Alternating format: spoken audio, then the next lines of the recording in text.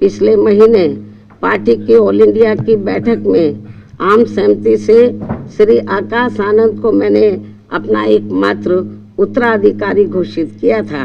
तो उसके बाद से बीच में अब मीडिया में ये भी फर्जी व गलत खबरें प्रचारित की जा रही हैं कि ऐसा लगता है कि अब बीएसपी प्रमुख जल्दी ही राजनीति से संन्यास लेने वाली है, जिसमें रत्ती भर भी सच्चाई नहीं है।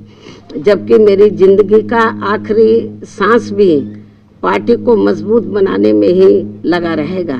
इस किस्म की फर्जी व गलत खबरों से भी पार्टी के लोगों को गुमराह नहीं होना है। और अब तो चुनावों में ईवीएम में अधिकांश धांधली व गड़बड़ी किए जाने की मिल रही खबरों से भी बीएसपी के लोग भी काफ़ी ज़्यादा दुखी व चिंतित भी हैं। हालांकि ऐसी स्थिति में ये व्यवस्था बाहरी देशों की तरह कभी भी यहाँ ख़त्म हो सकती है। ऐसे में अपनी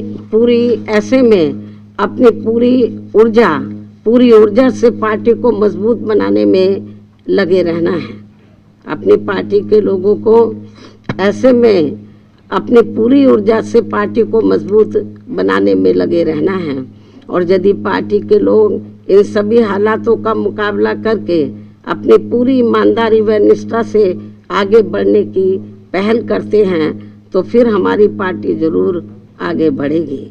इसी भरोसे के साथ ही अब मैं अपने जन्मदिन के शुभ अवसर पर अपनी पार्टी व मूवमेंट के हित में हर वर्ष की तरह इस वर्ष भी मेरी लिखित पुस्तक मेरा संघर्ष में जीवन एवं बीएसपी मूवमेंट का सफरनामा के 19वें हिंदी एवं अंग्रेजी संस्करण का विमोचन भी करती हूँ।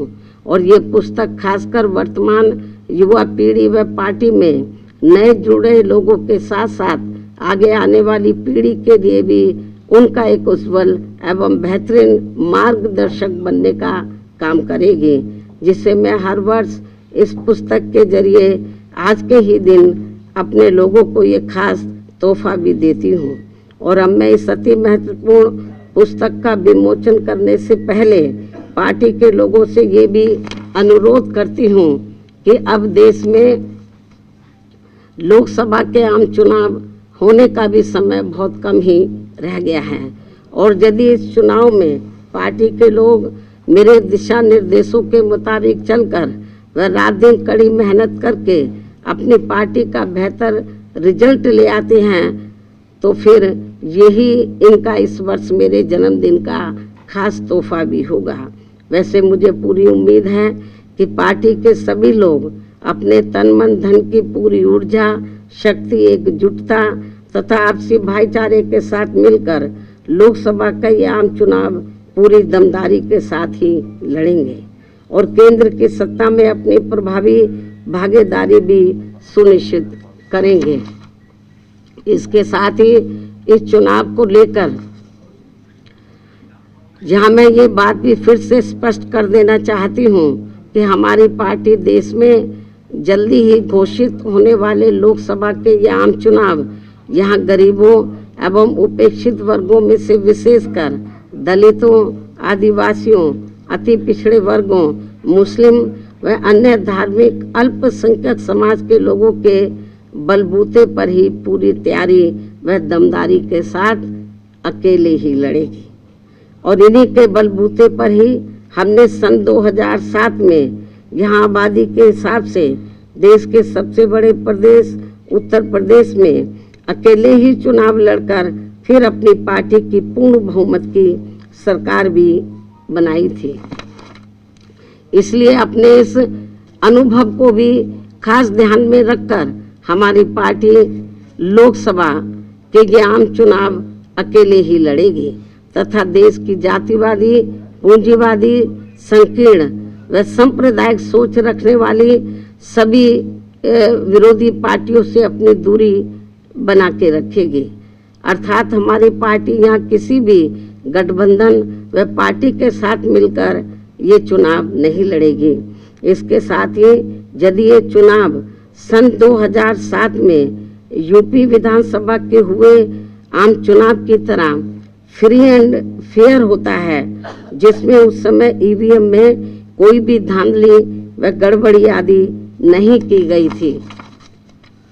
तो फिर इस बार हमारी पार्टी लोकसभा के आम चुनाव अकेले ही लड़कर अपना बेहतर रिजल्ट जरूर लाएगी। यहाँ मैं ये भी कहना चाहूँगी कि हमारी पार्टी गठबंधन न करके अकेले ही चुनाव इसलिए लड़ती है क्योंकि इस पार्टी का सर्वोच्च नेतृत्व एक दलित के हाथ में है, जिनके प्रति अधिकांश पार्टियों की जातिवादी मानसिकता अभी तक भी नहीं बदली है। यही मुख्य वजह है कि गठबंधन करके चुनाव लड़ने में बीएसपी का वोट तो गठबंधन से जुड़ी पार्टी को पूरा चला जाता है, लेकिन उनका अपना बेस वोट व विशेषकर अपर कास्ट समाज का वोट बीएसपी को ट्रांसफर नहीं हो पाता है। और इसके कुछ खास उदाहरण ये हैं कि यहाँ यूपी में सन 1993 में हुए विधानसभा के आम चुनाव सपा से गठबंधन करके लड़ने से बीएसपी की केवल 67 सीटें ही जीत कर आई थी, जबकि सपा को इसका ज़्यादा लाभ पहुंचा था।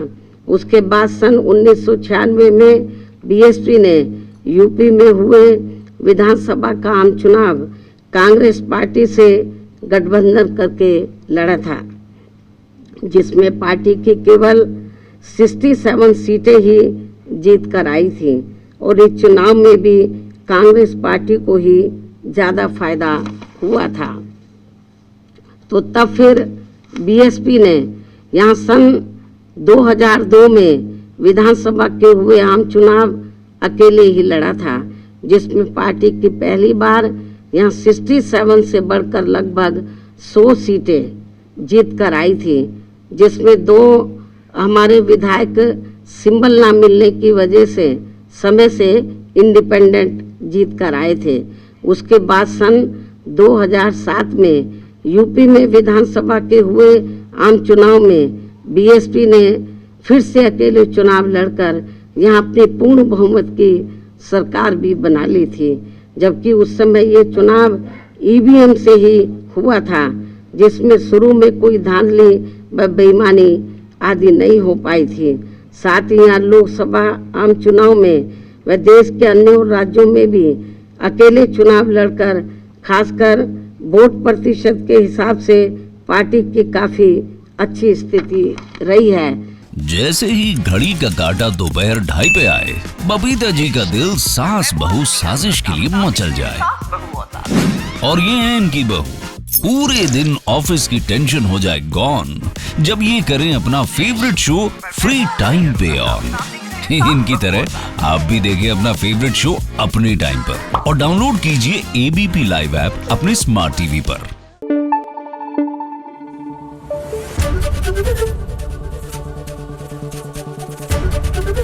एबीपी न्यूज आपको रखे आगे।